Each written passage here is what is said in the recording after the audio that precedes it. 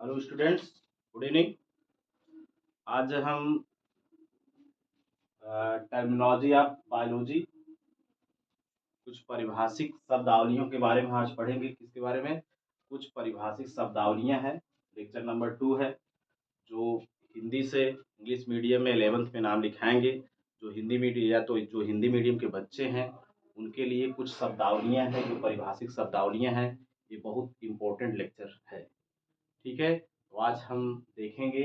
सबसे पहला शब्द है क्या? पहले शब्द क्या है? पहला शब्द है क्या? द्विखंडन। क्या है? द्विखंडन, जिसे हम अंग्रेजी में कहते हैं बाइनरी फिशन। क्या कहेंगे इसको अंग्रेजी में हम?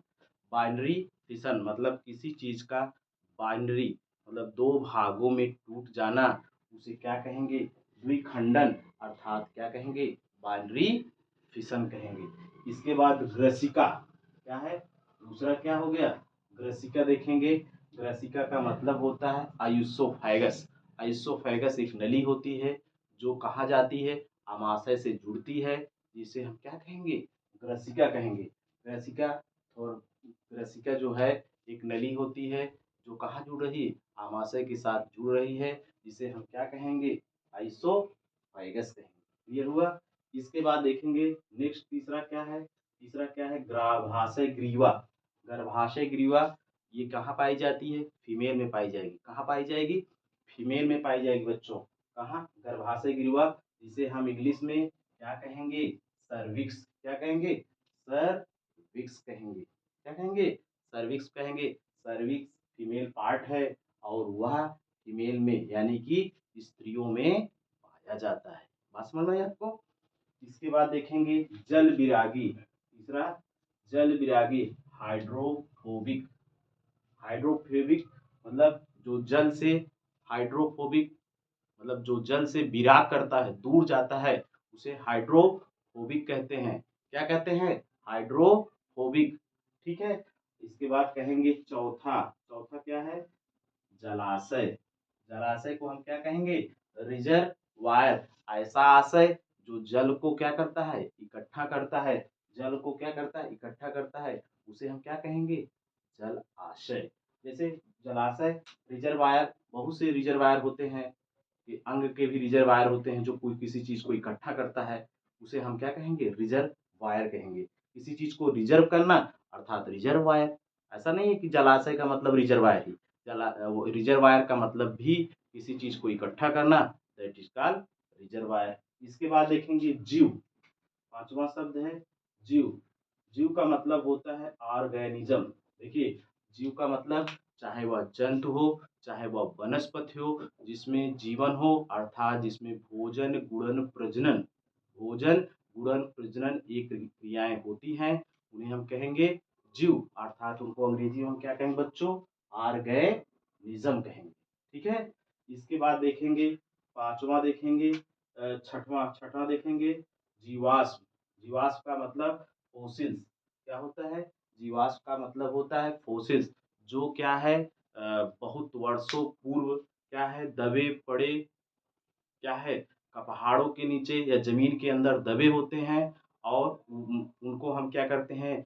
निकालते हैं। जैसे पेट्रोलियम हुआ, कोयला हुआ, ये सब क्या है? फोसिल्स पदार्थ हैं। या किसी जीव की हड्डी को हम बहुत सालों पहले वो दबा हुआ है, मतलब बहुत से युगों से पहले वो क्या है? दबा हुआ है, तो उसको हम निकालते हैं। तो देखते हैं कि पहले के आदिमानव कैसे हैं, कैसे थे, कैसे नहीं थे, तो उन्हें हम क्या कहेंगे? कोशिश। जैसे हम मान लो हम आज दब गए, हम आप दब गए कल, कोई ऐसी घटना घटी, हम लोग दब गए, तो आने वाली पीढ़ियां 100 200 वर्ष 400 वर्ष पूर्व बाद देखेंगी कि हम लोग कैसे हैं, तो उसे हम क्या कहेंगे? कोशिश कहेंगे। ठीक है। इसके बाद देखेंगे जैव उत्प्रेरक। सातवां क्या है? जैव उत्प्रेरक। जैव उत्प्रेरक को क्या कहते हैं? Bio catalyst. जैव उत्प्रेरक इसे कहते हैं जो क्या करता है?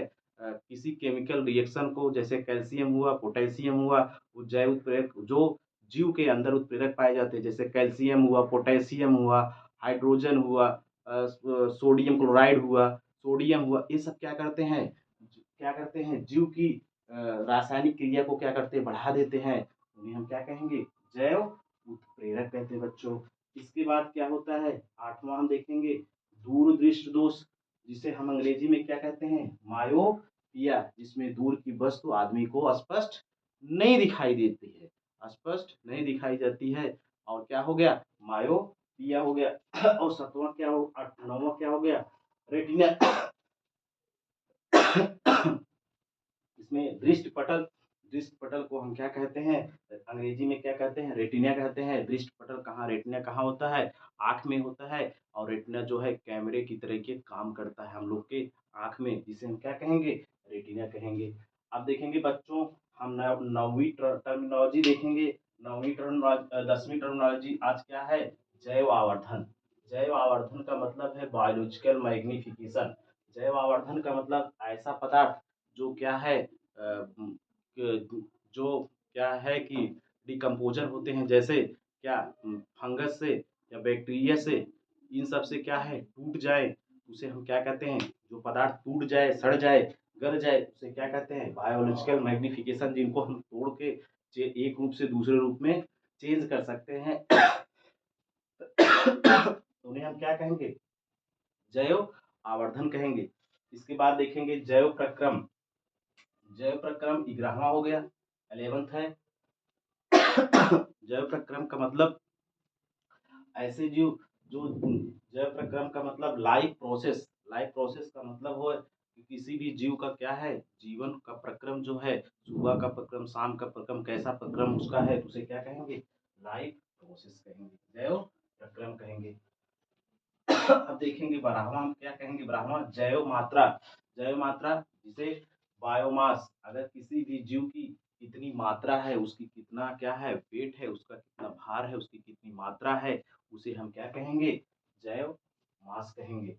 जैव मात्रा को अंग्रेजी में क्या कहेंगे, बायोमास कहेंगे। और 13वां हम देखेंगे, ठीक है, तंत्रिका। तंत्रिका जो हमारे शरीर में नर्व का जाल फैला होता है, तंत्रिकाओं का जाल फैला होता है, जिसे हम अंग्रेजी में कहते हैं नर्व। क्या कहते हैं, नर्व, अर्थात तंत्रिकाएं कहते हैं।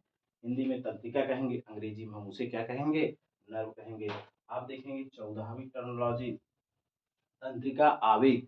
ऐसा आवेग, तंत्रिका का मतलब नर्व, नर्व क्या है, आवेग का मतलब होता है इम्पल्स। जो एक तंत्रिकाएं दूसरे तंत्रिका से जाल फैला है हम लोग के शरीर में, वो क्या करती हैं, तंत्रिकाएं क्या करती, एक दूसरे को सूचनाओं को क्या करती है बच्चों, प्रदान करती हैं, जिसे हम क्या कहेंगे, नर्व इम्पल्स कहेंगे। क्या कहेंगे, नर्व इम्पल्स, मतलब नर्व के माध्यम से सूचनाएं क्या होती हैं, एक दूसरे को प्रदान की जाती हैं, जिसे हम क्या कहेंगे, नर्व इम्पल्स कहेंगे। इसके बाद देखेंगे तंत्रिकाक्ष। 15वां देखेंगे क्या, तंत्रिकाक्ष का मतलब होता है, तंत्रिकाक्ष का मतलब जो तंत्रिकाएं होती हैं, उसमें एक अक्ष होता है, जो सबसे बड़ा अक्ष होता है, जिसे क्या कहेंगे, तंत्रिकाक्ष आयतजान कहते हैं। तंत्रिकाक्ष को हम क्या कहते हैं, आयतजान कहते हैं। इसके बाद 16वां हम देखेंगे बच्चों, 16वां मतलब दहन। दहन माने कम्बुशन, किसी चीज का क्या है, कम्बुशन हो जाए, दहन हो जाए, मतलब ये बायोलॉजिकल शब्द है। जैसे हम कोई चीज़ खाते हैं, पीते हैं, उसको क्या करते हैं, कम्बुशन कर देते हैं, क्या कर देते हैं, उसे कम्बुशन कर देंगे, तो उसी को क्या कहते हैं हम, दहन।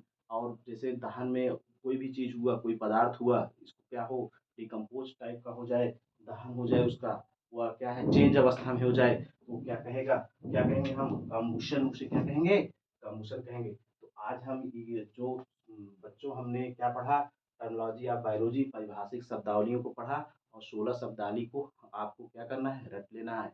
और मेरे चैनल को आप लाइक और सब्सक्राइब करेंगे, और क्या करेंगे, शेयर करेंगे। Thank you students.